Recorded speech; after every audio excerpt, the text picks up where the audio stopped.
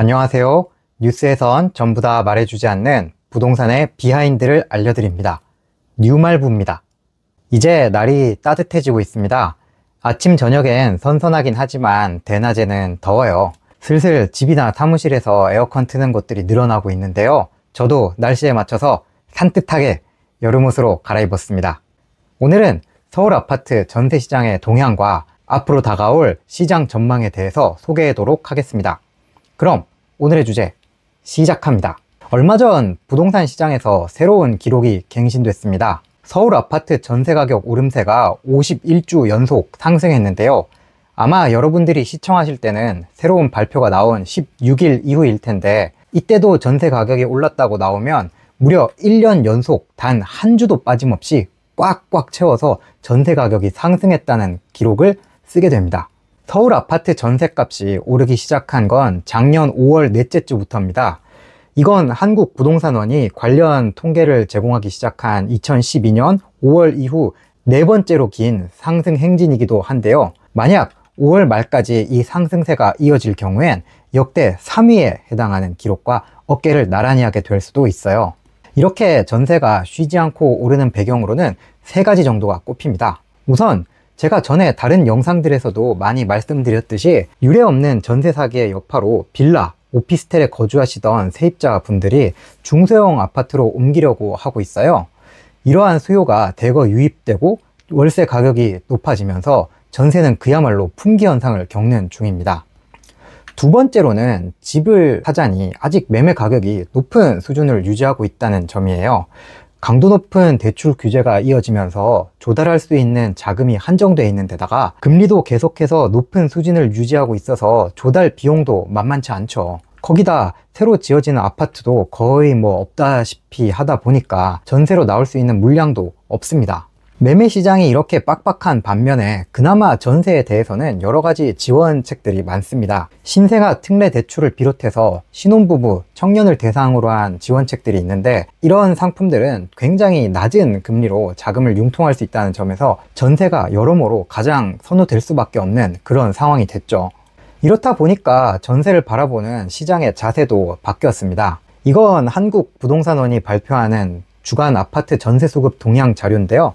이 표는 100을 기준점으로 100 밑으로는 전세를 내놓는 사람이 많다는 거고, 100보다 높으면 전세를 구하려는 사람이 많다는 건데, 5월 6일 기준으로 100을 돌파해 버렸습니다.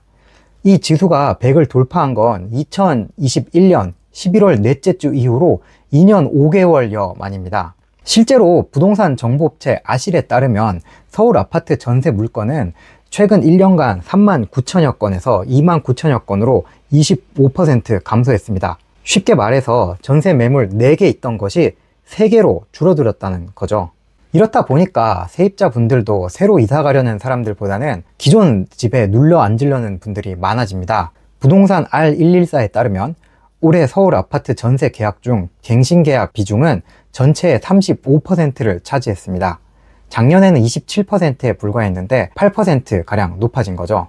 1년 전만 해도 온 사회가 역전세 때문에 큰일이라고 걱정을 했었는데, 지금은 완전히 상황이 뒤바뀌어 버렸습니다. 어느새 전세 가격도 전고점을 향해서 치솟고 있는데요.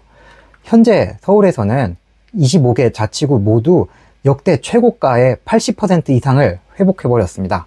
전 고점 대비 90%까지 치고 올라간 종로구를 비롯해서 현재 10개 정도의 자치구에서는 80% 중반대 이상으로 전세 가격이 회복됐고요. 노도강, 강남 3구 역시 전고점의 80%를 웃돌고 있는 그런 상황입니다. 1년 사이에 전세가 몇 억씩 오르는 사례들도 나옵니다. 서울 동작구 흑석동 롯데캐슬 에듀폴의 전용 5구 타입 전세는 작년 평균 6억 1666만원 하던 게 올해 7억 6450만원으로 1억 원 넘게 뛰었고요. 영등포구 당산 푸르지오 전용 114 타입은 6억 4375만원에서 9억 원으로 2억 5천만원 이상, 양천구 목동 센트럴 푸르지오 전용 110 타입은 9억 1280만원에서 13억 8천만원으로 무려 3억 5천만원 이상 올라서 실거래됐습니다. 이러한 와중에 바로 그날이 다가오고 있습니다. 오는 8월에는 개정된 주택임대차 보호법이 시행 4주년을 맞이하게 되는데요. 이 법은 크게 세입자가 기본 전세계약 2년에다가 만료되면 한 번 더 2년 계약갱신을 요구할 수 있는 계약갱신 청구권과 갱신 계약 시 가격을 5% 이내로만 인상할 수 있는 전월세 상한제가 있습니다. 처음 도입됐을 때부터 참 말이 많았던 제도죠. 세입자들 입장에서는 주거 안정에 도움이 된 반면에 임대인들 입장에서는 재산권 행사에 제한이 가해진다는 불만이 나오기도 했어요. 그래서 헌법재판소까지 가가지고 이 법이 합헌이냐 아니냐를 물어보기도 했었는데, 얼마 전 헌법재판소가 이러한 임대차 입법에 대해서 합헌 결정을 내렸어요. 그렇기 때문에 이 법은 폐지하기가 어려워진 상황입니다. 무엇보다 법을 좀 개정을 해보려면 이 법을 만든 현재 야당을 설득해야만 하는데, 총선에서 야당이 압승을 거뒀다는 점을 생각해보면 개정이 거의 안 된다고 봐야겠죠. 그럼 집주인 입장에서는 어떻게 하겠습니까? 조만간 계약 만료를 앞둔 전셋집 가격은 4년 전에 계약했었던 그 가격이 그대로 유지되고 있단 말이에요. 이번에 세입자를 새로 받으면은 또 4년간은 전세나 월세를 올려받을 수가 없으니까 현재 이런 시세가 아니라 미래에 있을 인상분까지 미리 땡겨서 올려받으려고 하는 게 일반적인 상식이겠죠. 국토교통부에 따르면 이렇게 계약갱신 청구권을 한 번이라도 썼던 전세 매물은 서울에서만 무려 5만 4천 건에 달합니다. 결국 하반기에는 전세 가격이 더 뛰어오를 가능성이 높아지게 된다는 거예요. 자, 그럼 정리해 보도록 하겠습니다. 첫 번째, 서울 아파트 전세 가격이 1년 연속 상승을 기록할 정도로 역대급 상승 행진을 거듭하고 있다. 두 번째, 수급 불균형에 따른 전세 품귀 현상으로 전세가 귀해지고 있으면서 이에 따라 가격도 전고점을 향해 빠르게 회복되어져 가고 있는 중이다. 세 번째, 공급자 우위인 전세 시장에서 개정된 임대차법 시행 4년까지 다가오면서 전세값이 추가적으로 오를 가능성이 커지고 있다. 여기에 향후 3년간 서울 아파트 입주 물량이 감소할 예정이라는 걸 함께 고려하면 전세 및 월세 상승 형상은 당분간 지속될 가능성이 높다고 생각을 합니다.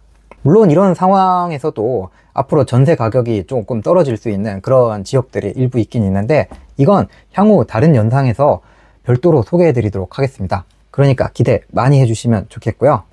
제가 이번에 준비한 영상은 여기까지입니다. 영상이 도움이 되셨다면 잊지 말고 구독과 좋아요 꼭 눌러주십시오.